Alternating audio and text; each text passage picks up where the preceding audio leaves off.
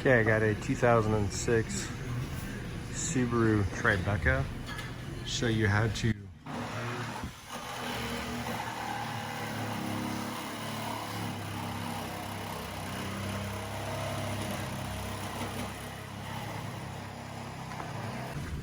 Okay, so there's 1, 2, 3, 4, 5, 14 millimeters right there on the passenger side.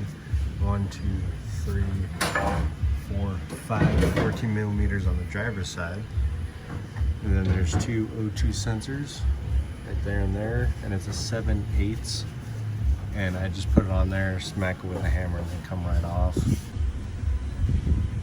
Okay, there's also two on top, and after you push it down a bit, you can get those too. And then right here, two 14 millimeter that you need to remove. And then here as well, a 14 on this side, and then a 12 wrench to keep it from moving on this side. And there's two of those. And the last one is this right here. So this is all that's holding it up. These two actually, and they're 12 millimeters. So that's what I'll do last, but I just wanted to show you how to remove it.